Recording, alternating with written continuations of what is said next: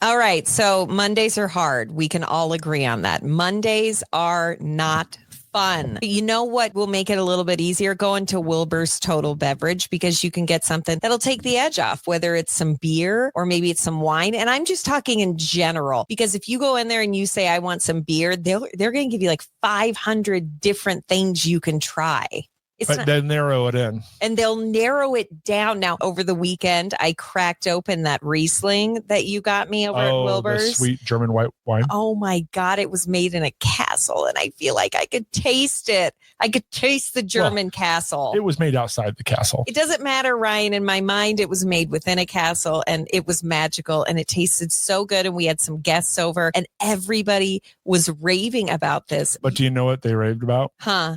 The story. Yes. Yeah. So here's the deal. We just got out of the holiday weekend, and maybe it's been absolutely crazy. Go get yourself a little bit of wine. It doesn't have to be the wine that I got, the German Riesling that was made in a castle or outside. It doesn't matter. But if you want something that tells a story, but is also incredibly tasty and will hit the spot, then go in and see my friend at Wilbur's, because this is a family owned and operated business. This is a locally owned and operated business. They're located in Fort Collins, right off of College Avenue. And again, you go in there and you tell them exactly what you want. If you're a non-drinker and you're wanting to get a gift for somebody, this is the best place to go. Their staff is so knowledgeable. And let me tell you, it is just a treat to go in there. One of my favorite things to do is just to go to Wilbur's and just walk around. First of all, I'm kind of a dork where I love the different kinds of bottles. The labels and the bottles and oh my God, they're like art pieces. You could seriously buy them and just set them in your home and it would look stunning. But maybe you just want to have a little drink. You can do that too with Wilbur's Total Beverage. Go onto their website. You can also follow them on social media. They post all the time great specials that they've got going on, great products that they are offering. This is the place to go if you're looking to get some drinks. It's Wilbur's Total Beverage. All you got to do is visit them online or go into the store, do a little bit of shopping, get yourself a cart and go through and get all of your favorites at great deals. Wilbur's Total Beverage is a proud sponsor of the podcast. I'm going to say the thing you're not supposed to say. Let's talk about marriage. They have like a 2-second rebound rate and you're back doing the next pain in the ass thing. Parenting. Oh my gosh. They have sucked the pretty right out of me. They treat me like it, and I do their laundry. Lucky me. Sex. I'm caught between two evils. I generally like to take the one I never tried. Scary stuff like ghosts. I know it's totally out of left field, but just go with me on this. Boo, you whore. Love. I give you what you need.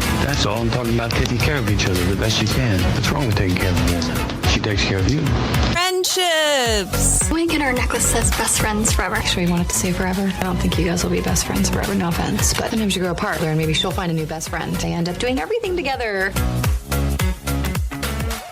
Hello, everybody. Thank you so much for listening to today's episode of the podcast. I am Sadie, and we don't want to kick it off with something really sad, but there's something really sad going on in the world right now. And it is like super sad. The Texas flood, I'm assuming. Yes. Yeah, we can't stop talking about that. I think it's because we have a little girl that is the same age, and all these girls were at camp. And it's tough to see. It's so explain, because somebody actually asked me today, what happened? I don't even know what happened. So give like a little synopsis of what happened. Sure. So outside of San Antonio, there's a river called the Guadalupe River.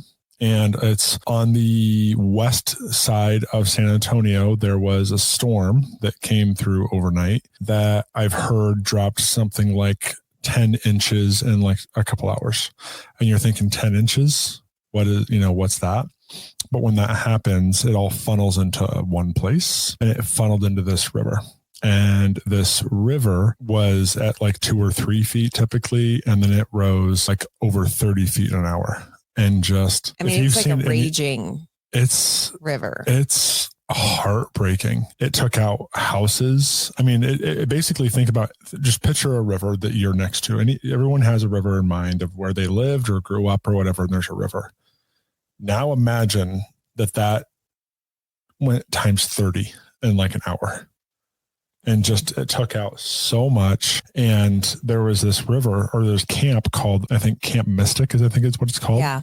Yeah. Where there's all these little girls that stay over, and it's like this generation after generation camp that's been there. And there's like these, I don't know how the age range, but the ones that I think are missing are like 8 and 9 years old. And it's awful. Like just seeing the pictures, it took out houses. And they did find, from what I've heard, I mean, like 80 people have died. Yeah. I think the last count was like there's 40 girls, little kids, that have died or gone missing.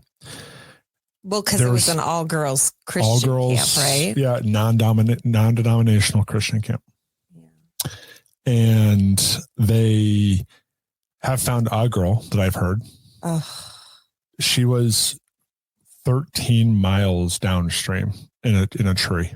Oh my gosh, for real? Yeah. So, I mean, just you think about the fear. I mean, this is a horrible way to start a Monday listening to this. But it's what's going on right now. And just that's what I keep seeing. So like it literally took houses, cars, RVs, everything out of its path, just crushed them. Well, and that's there's cars wrapped around trees. What I've seen is that these little bungalows or little houses that these girls were staying in, I mean, they were just lifted off the foundation and just floated down this river. So Murphy has been really into watching the movie The Parent Trap recently. She loves that movie. Both of them, but then the newer one, the one of the 90s. And it's like that, those camps where there's like bunk beds and you see all these like little girls' clothes thrown around and like it just whipped away and whatnot. And it's just like, it's awful. Well, and we've never taken her to a go away camp, which now I don't think we ever will. I don't think you would ever be okay with that. No. We've never done it before. And I feel like, I know like this is the third kid. So you think by now we'd be like later. I don't know. I think that would be too hard. And especially now with this going on, it's just horrible. I just read that they found a woman in a tree. She was hanging on to this tree. I mean, it's just when you think about the fear that these kids and these adults were feeling. I mean, I can't even imagine. I think we were talking about it today and I got a little choked up. And I think that's why it's just these girls, they were so scared probably. Yeah. Right. Like, oh my God. And it's a super downer, of course, but like it's just they had no warning. Yeah. It's like did it happen in the middle of the night? It did. See, that is so scary. The owner of Camp Mystic was apparently going like cabin to cabin and trying to wake as many people up as he possibly could because it was just coming so strong. And he got swept away and they found him dead too. So what's it's at 80 right now. 80 people have died. And there's 40 missing. And 40 still missing? Yeah. What a nightmare. So, I mean, keep these people in your prayers because it's just, I couldn't even imagine what they're going through tonight or for the rest of their life, really. I mean, having to think about losing your child or your loved one in such a scary way. And you would just wonder where they were probably so afraid. And I don't know. It's very emotional to talk about. It is. There's a picture floating around now where there's a first responder who looks like he's police, but he's in like some sort of green uniform and big guy, not like large, like UFC big guy. Yeah. Tatted up, just, all of the nines, got guns, got everything. And you see him like searching, just like wiping his face. Like he just can't look, it's just like, yeah. Oh well, I mean, God. Could you even imagine what you're, I mean, you're there to search for the most horrible thing. Yeah. Yeah. I don't know. Like there's been a couple things in the news and again, not to be a downer. It's just, there's that. There's a couple like not like super famous people, but that actor who passed away, Julian off of Nip Tuck. Oh, yes. He was like 56. I didn't know he was sick. He had cancer. Yeah, you know what? I used to love Nip Tuck. Holy, did you ever watch that show? No, the only thing I know him from is he was like Dr. Doom or whatever. In Oh Fantastic yeah, Four. terrible movie. Yeah. That was a really bad movie. Sure. He was better than that. Nip Tuck is such a great movie. It's about two guys that own a plastic I know it's surgery. Yeah. Oh, but I'm saying it for anyone yeah, sure. listening who haven't heard of it or haven't seen it. It was on FX like years ago, but so good. And yeah, that was really unexpected. Well, I think he kept it close, right? Yeah. There was a pitcher, a guy named Bobby Jinks, who was 44, who had an aggressive cancer that he found out this year and just passed away from it, like within Who's months. Bobby Jinks? Bobby Jinks was a closer, a pitcher for the Chicago White Sox. Oh, He was actually on the mound when they won the World Series. wow. He had the closing pitch of it, and he had just an awful go at it. He had to listen to this. Okay. Wow. We're being such No, I know, but downers today. I'll get to something, but he lost his home in the Palisades fire in geez. January. Yeah. Then he found out he had cancer, and he said, "I don't want to know how long I have." And then he ended up passing away in June, right? Wow. And he had to pay for medical bills. He had to sign balls consistently and send them out. Yeah. Wow. Okay. We got to turn this around. I know we got to, and I will, but my point there is with the flood. Yeah. These unexpected cancers and whatnot. I don't know, this last year and a half we've had some ups and downs, not like me and you personally in a relationship, but we've been, having some things, and I've tried to treated them like it's, life and death. Mm-hmm. And it's really not. It's really not. It's really not. No, it's not. You being the oldest of your family and me being the youngest, you really do take things and make it life and death. And I'm like, it's fine. Yeah. It's really okay. And I know it's totally a birth order thing. It's a personality thing, but yeah, you really do make things life or death. Everything's like a big decision is what it feels like to me. Yeah. And you're not, and it's great because you balance me out with it. Mm-hmm. But I'm like, it'll be fine. It's fine. And I'm like, ooh. But I don't know, this last week, so many awful things. Friggin' punch you in the face. Awful things are happening. Yeah. And I'm like, nope, it's good. And then so tonight we're going and taking batting practice with Murphy, and she's laughing and having fun and doing all this. I'm just like, just everything's fine. Everything's fine. Yeah. And that's what I'm like, this last 3 days, I've just been like, everything's fine. What are you worried about? Everything's good. The worst thing that could happen. And, some people are living that right now. Yeah. And so lots of prayers going out to those people, but we have to turn this around because we're 10 minutes in. And let me tell you, this has been really sad. Really sad. It's also really sad, but kind of funny. That someone parks in front of our house regularly. Don't you start with that. I'm going to go out there. It makes me so mad. It makes me so. When did I was never this way. Yeah. You've always been this way. Mm-hmm. When someone parks in front of our house, it is like nothing pisses Ryan off more. He will go outside and look around and kind of let it be known, what is this? What are you doing? What are you doing? And I'm just like, yeah, whatever. And now I'm becoming obsessed with this. Because I understand if there's a thing, there's a party, there's a get together, sure, lots of cars, whatever. But for it to be a regular thing. Well, and here's what I don't get. Yeah. And not that I want to piss on anybody I live with, or live near, but whatever. Whatever. I don't care. We've already done that.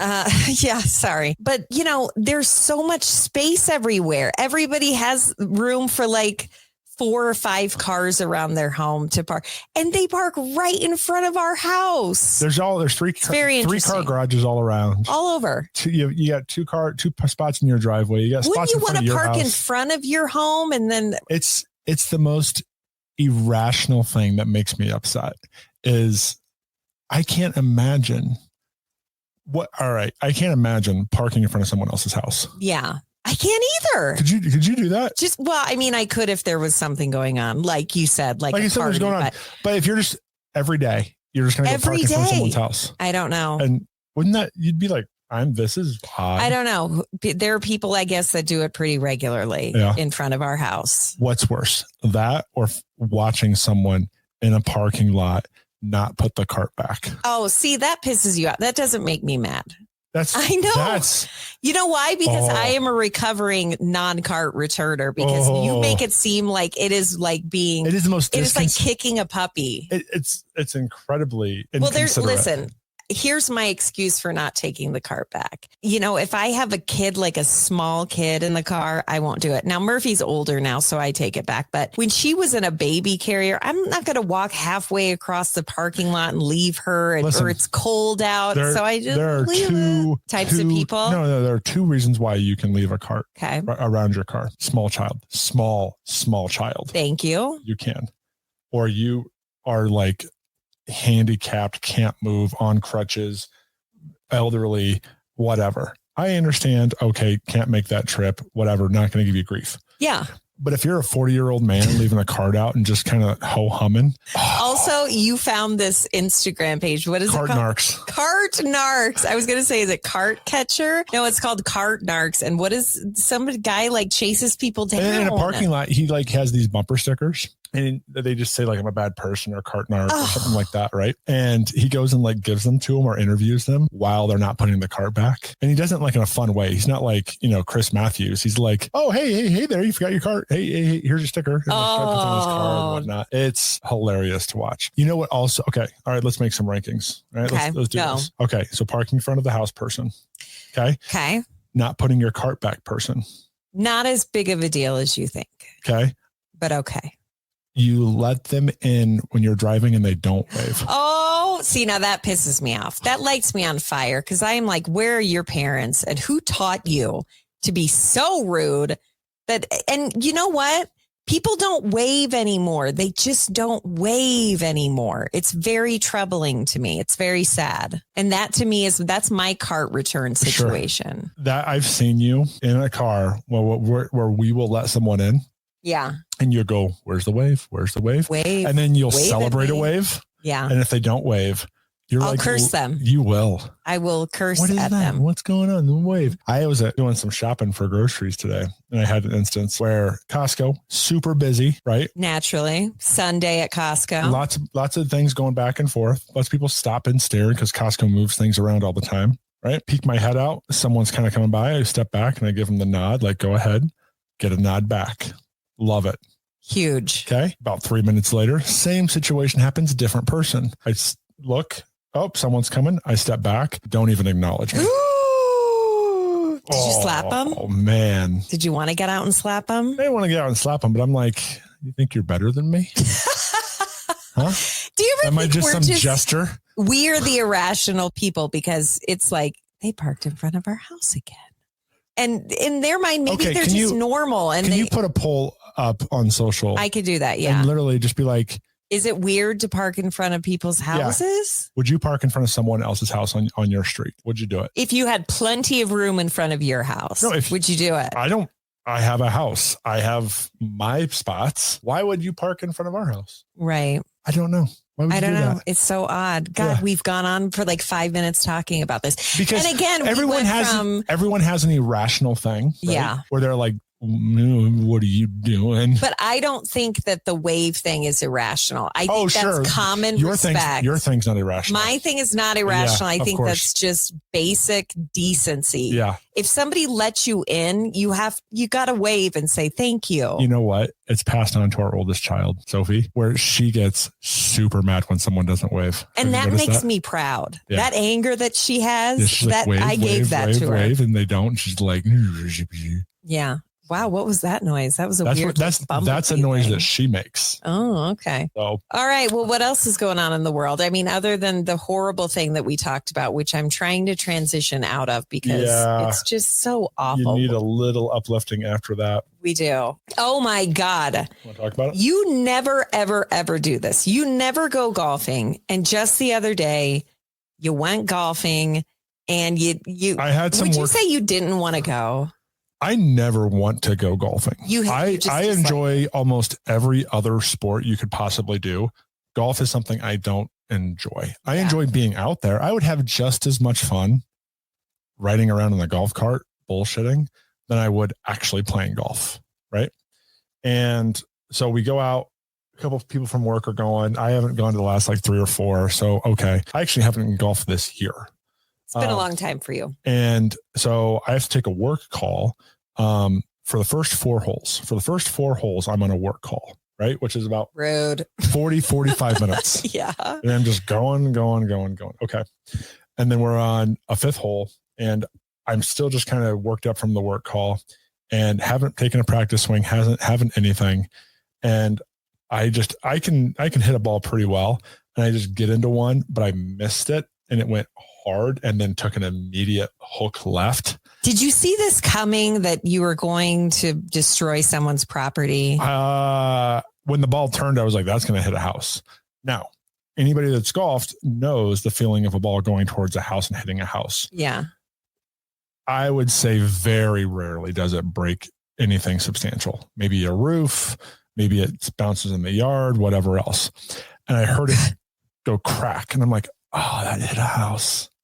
And I hit it further than the other guys. So the rule for golf is you stop at the shortest ball and then you keep kind of going up to the furthest ball. Yeah. And so we're at the shortest ball. And here comes this, 70-year-old woman holding up a golf ball. Ooh. Hi. Oh, so she knew it was you. I think you broke, because I'm on we're right there. I think you broke my window. And I'm like, oh, I didn't think it was a window. Oh my God. So I go over there with her. She is the nicest person about it. She is so wonderful. And she's like, yeah, look right here. And yep, that was me. I know it, right? That's my ball, everything else. She's like, my husband's golfing now, but we can exchange information and he can call you. Should have been like, no, I'm just kidding. Yeah. Listen here, you old bag. It wasn't me. No, she was incredibly nice. I got to wonder though, living on a golf course, how often does your house get ruined? And do they have like golf course insurance? So different municipalities, different golf courses have different rules. Mm-hmm. Where we're playing, it's on the golfer. Oh, okay. So, which that makes sense. I feel like it should be on the golfer. Yeah. So, I talked to him. The guy calls me a couple holes later and he's like, hey, just finishing up my round. And, sounds like I maybe had a better round than you did. He was cool too. He was cool too. Are they both retired? Yeah. That's why. Cause they're retired living on a golf course. I don't know. I've met some really annoying people that are retired. So it's just, but he said, yeah, when you finish up your round, come on over and let's just, came over after my round. The round that you didn't even want to play. I didn't want to play. And he was laughing and shaking my hand and, tell me about this, that, and the other. And so listen to this. You talk about nice people and who you want to be. Give us something uplifting here. Who you want to be. Right? The best version. This guy is living best version. Okay. And so he says, we'll fix, no problem. We'll fix this out. And he's like, so do you want to call a company now? And like, we can do this and get it over with or whatever. And I was like, sir, I am not trying to get out of this, but I have to coach my daughter's softball team tonight and I have to get out of here. I have to leave. Like, here's my information. You can take a picture of my ID, anything. And he goes, hold on. You have to coach your daughter tonight? He goes, I wouldn't even have come over if I had to go coach my son tonight. And he goes, I coached my son for 15 years in baseball and it's the best time I've ever had in my life. And didn't you said he played? So yeah. And he's like, my son actually played in the majors for like 13 years and he just went on and on. And I'm like, I do got to go. But he just was like, he's like, tell me your daughter's name. What position does she play? How does she hit? Does she do this? Does she do that? And whatever. We just started a really nice, I just broke this guy's window. He was super cool. It sounds like he was just the coolest. They were offering me cookies to take. For real? They offered. She's like, I just made all these cookies that we're not going to eat. Do you want to take them to your softball team? Are you serious? Swear. And I'm like, no, we're good because we, have the mom patrol with snacks. Yeah. Right. So, but they were just the best version of someone that just got something busted up, and they were just so happy to talk about it, and they were more interested in me and our daughter and what they were playing than anything else. And then he was just telling stories about his son playing. And he's like, what team did his son play for?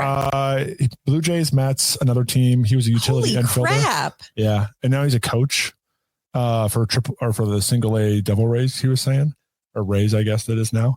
But I just left like really inspired. Like that guy could have had a really awful day. He had a bad attitude, but he was like, let's take care of it tomorrow. you got to go coach your daughter's See, but team. then that it was like a ripple effect because Oh. now it has inspired you Yeah. to be a better version. But best version.